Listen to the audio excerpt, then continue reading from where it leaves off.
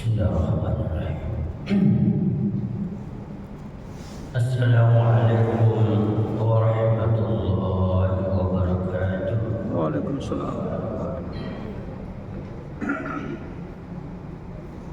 Innal hamdalillah nahmaduhu wa nasta'inuhu wa nastaghfiruh wa na'udzu billahi min shururi anfusina wa min sayyiati a'malina. Man yahdihillahu fala mudilla lahu wa man yudlil fala hadiya lahu.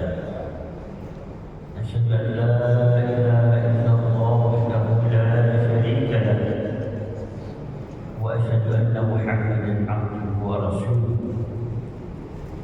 Allahumma shalli ala Muhammad wa ala alihi wa sahbihi ajma'in. فقال الله سبحانه وتعالى في القرآن الكريم: أعوذ بالله من الشيطان الرجيم. يا أيها الذين آمنوا هل أدلكم على تجارة تنجيكم من عذاب أليم تؤمنون بالله ورسوله وتجاهدون في سبيل الله بأموالكم وأنفسكم ذلك خير لكم إن كنتم تعلمون. وقال رسول الله صلى الله عليه وسلم: من أحيا سنتي فقد أحبني ومن أحبني كان معي في الجنة. وقال رسول الله صلى الله عليه وسلم. Bapak-bapak kaum muslimin jamaah subuh yang dirahmati oleh Allah Subhanahu wa taala. Segala puji bagi Allah yang telah menghidupkan kita dari mati kecil. Ini tanda bahwa Allah Subhanahu wa taala masih sayang kepada kita.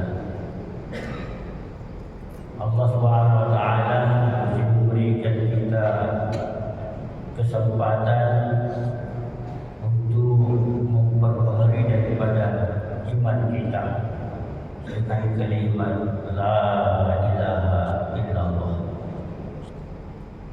Mudah-mudahan Allah Subhanahu wa taala senantiasa memberikan petunjuk untuk istiqamah menjalankan perintah Allah Subhanahu wa taala,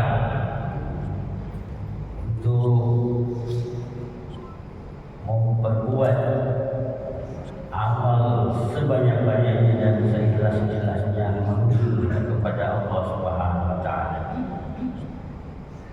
Hadirin sekalian yang dirahmati oleh Allah Subhanahu wa taala, dalam salah satu kisah sahabat Rasulullah sallallahu alaihi wasallam radhiyallahu anhu ajma'in, suatu ketika dalam perjalanan Rasulullah sallallahu alaihi wasallam bersama dengan sahabatnya. Pada kesempatan itu Rasulullah memberikan beberapa nasihat. Salah satu di antaranya adalah Abu Dzar Al-Ghifari radhiyallahu anhu. Rasulullah sampaikan, wahai Abu Dzar, perbaikilah perahu karena lautan yang akan kita renangi ini sangat besar ombaknya dan sangat dalam. Yang kedua, wahai Abu Dzar, perbanyaklah bekalmu karena perjalanan ini sangat jauh. Yang ketiga, kata Rasulullah, wahai Abu Dzar, kurangi bebanmu karena perjalanan ini yang kita tuju ini mendaki. Dan yang keempat, wahai Abu Dzar, setiap amal yang kamu lakukan lakukan, ikhlaskan untuk mendapat hanya dari Allah Subhanahu wa taala. Hadirin sekalian yang dirahmati Allah Subhanahu wa taala. Alhamdulillah kami satu rombongan ini dari Makassar menuju menurut keputusan musyawarah kita dibawa ke Polman, Polewali Mandan. Salah satu masjid yang kita tempati di sana yaitu di pinggir laut. Di sana kita ada suatu pembelajaran.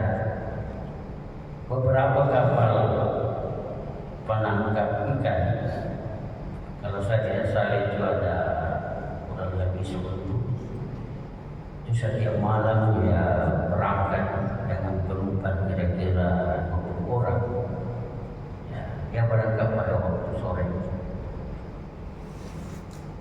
Ternyata ada satu kapal yang baru saja berangkat. Dia balik arah, dia kembali. Ternyata itu ada mesin yang rusak ataukah ada perabot yang tidak bekerja, maka dia kembali. Hadis Allah Subhanahu wa taala menurut penyampaian orang di sana itu, ya sekitar penghasilannya itu setiap malam itu 5 juta.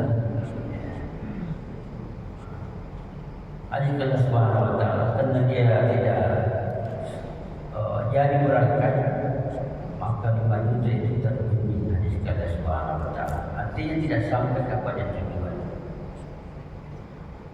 Jadi nasihat Rasulullah sallallahu alaihi wasallam kepada Musa, perbaikilah perahu. Ulama telah jelaskan yang dimaksud perahu ini adalah iman, ya. Iman kita. Kalau hari ini kita tidak ada usaha untuk memperbaiki daripada iman kita, maka tujuan kita nanti tidak sampai kepada tujuan. Kalau kita bayangkan sebuah perahu yang berjalan di atas laut, yang gelombangnya ini sangat tinggi, kemudian perahunya ini bocor, maka lambat laun itu air masuk dan penuh perahu ini, maka dia nanti tenggelam. Tenggelam ini tidak sampai kepada tujuan. Hadirin sekalian Allah Subhanahu wa taala, kalau kita melanggar atau meninggalkan satu perintah Allah Subhanahu wa taala, misalnya kita tinggalkan satu waktu sholat, berarti perahu kita ini bocor dan akan kemasukan ini air, ya, masih di kebesaran makhluk sehingga susah untuk melaksanakan perintah Allah Subhanahu wa taala.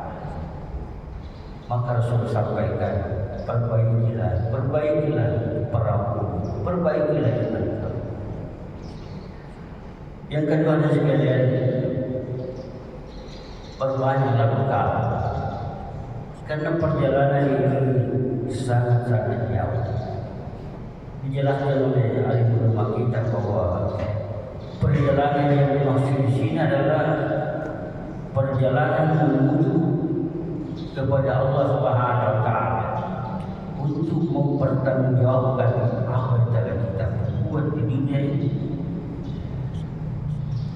Perjalanan yang sangat jauh ini mulai daripada kita berada di alam dunia. Setelah itu kita akan dipindahkan ke alam berikutnya, yaitu alam kubur. Seterusnya telah dunia kiamat ini, maka kita akan dikumpulkan di padang mahsyar, dihisab, kemudian melalui ujian sirat dan seterusnya. Inilah yang dimaksud oleh Rasulullah SAW, perjalanan perjalanan yang sangat jauh. Jika perjalanan sangat jauh kita tidak membawa ini bekal, maka sungguh kita akan sengsara. Pasti dan pasti kita akan mengalami kesusahan. Ada sekalian, setelah kami berada di Kabupaten Pindrang, di sana kita pada satu masjid yang rata-rata itu adalah petani, penggarap sawah. Tapi suatu yang membesarkan hati kami jamaah di sana. Setiap waktu ini seperdua kalau Jumat, saya itu setiap waktu itu ada kurang lebih 100 orang yang baca. Padahal ini petani. Begitu dulu rasa waktu maghrib lebih banyak lagi, waktu isya, kemudian subuh juga demikian. Maka kita obrol-obrol dengan jamaah, Pak, alhamdulillah kita punya masjid banyak jamaahnya. Kalau dibanding dengan seperti yang kita alami. Lalu dia sampaikan bahwa kami saling mendengarkan taklim, mendengarkan nasihat dari ustaz ulama bahwa dunia ini sementara. Kita akan menuju nanti ke alam berikutnya. Kalau kita tidak bawa persiapan, tidak bawa bekal ini, pasti dan pasti kita akan menyesal di sana. Ini yang tertanam dalam masyarakat itu, ya. Sehingga setiap waktu ini walaupun dia petani, ya, begitu dia mendengarkan masjid sudah di salawat itu, dia sudah berhenti bekerja. Allah Subhanahu wa ta'ala. Bagaimana penderitaan manusia nanti ini apabila melewati alam-alam berikutnya, lalu tidak ada persiapan, maka setiap alam yang dilalui pasti merasakan penderitaan. Sakaratul maut di hadapan kita. Setelah itu ada asap yang ada di kubur, asap kubur. Bagaimana nanti keadaan dan nasib kita di padang mahsyar? Ya, begitu panas, katakan yang kita sejengkal matahari di atas kepala. Menderita kita bagi orang yang tidak punya iman dan amal. Yang ketiga hadirin sekalian, kurangi beban. Pernah juga teman-teman bergerak di kabupaten mereka dan Tato. Ada suatu peristiwa mobil yang ditumpangi ini mendaki, kemudian tidak bisa bergerak, tidak bisa naik karena bebannya terlalu banyak, sehingga supirnya menghentikan, lalu